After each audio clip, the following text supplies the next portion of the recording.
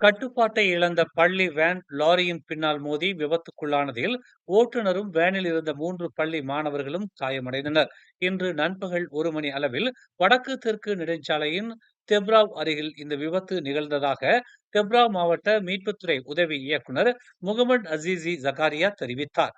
விபத்தின் போது வேனில் 22 பள்ளி மாணவர்கள் இருந்ததாகவும் 45 வயதுடைய பெண் ஓட்டுநர் படுகாயம் அடைந்திருப்பதாகவும் ஒரு ஆண் மாணவரும் 2 பெண் மாணவர்களும் காயமடைந்திருப்பதாகவும் முகமது அசீசி ஜக்காரியா கூறினார். நெடுஞ்சாலையில் பழுதடைந்த லாரி சாலையோரம் நிறுத்தி வைக்கப்பட்டிருந்த நிலையில் கட்டுப்பாட்டை இழந்த பள்ளி வேன் லாரியின் பின்னால் மோதி விபத்துக்குள்ளானதாக முதல் கட்ட விசாரணையில் தெரிய வந்துள்ளது.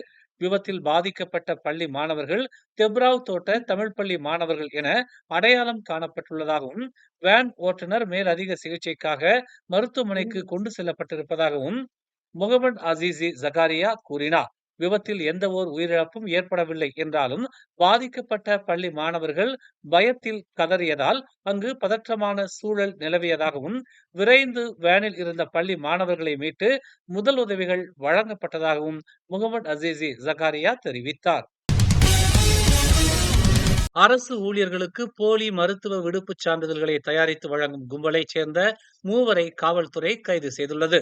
நேற்று சுங்கைப்பட்டாணியில் உள்ள வணிக கடையில் சந்தேகத்துக்குரிய கடையை சோதனையிட்டதில் 40 வயதுடைய ஆடவரும் 30 வயதுடைய இருவரும் கைது செய்யப்பட்டதாக கோலமுடா மாவட்ட காவல்துறை தலைவர் ஹன்யான் ரம்லான் தெரிவித்தார். கைது செய்யப்பட்ட 3வரில் ஒருவர் உடல் நலம் பாதிக்கப்பட்டு மருத்துவமனையில் சிகிச்சை பெற்று வருவதாக ஹன்யான் ரம்லான் கூறினார்.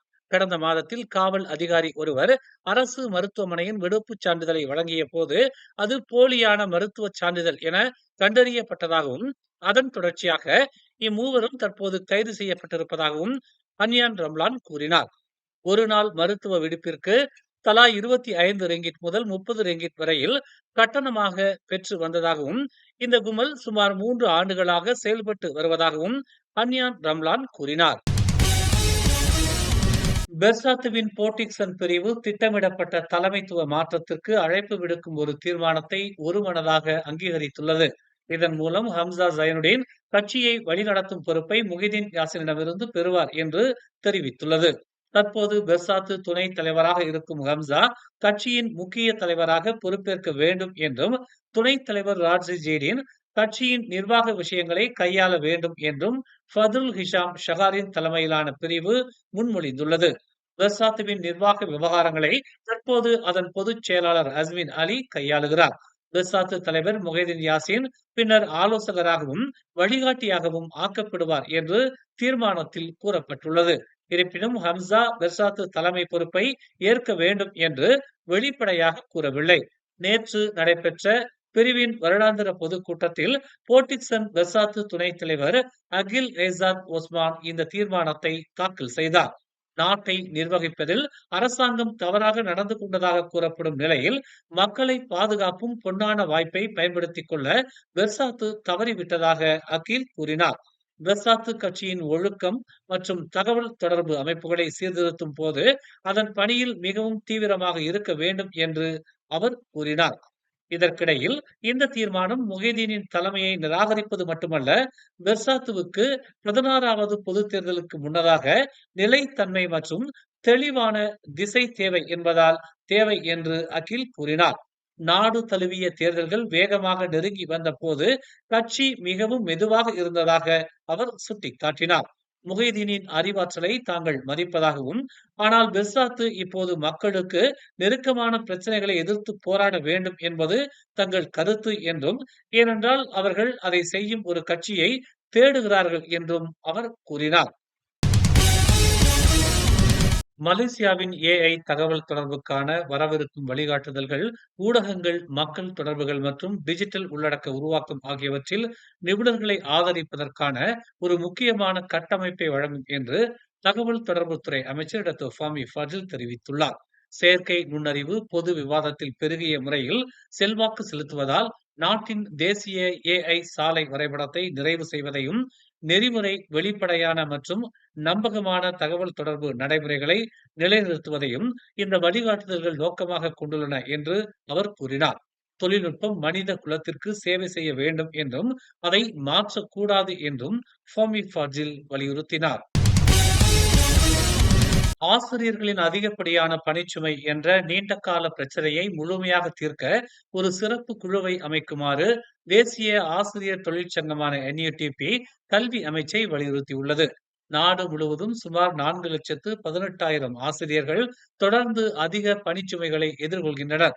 பெரும்பாலும் அவர்களின் முக்கிய தொழில்முறை பொறுப்புகளுடன் தொடர்பில்லாத பணிகள் ஒதுக்கப்படுகின்றன என்று அதன் தலைவர் அமினுடின் அவாங் தெரிவித்துள்ளார்.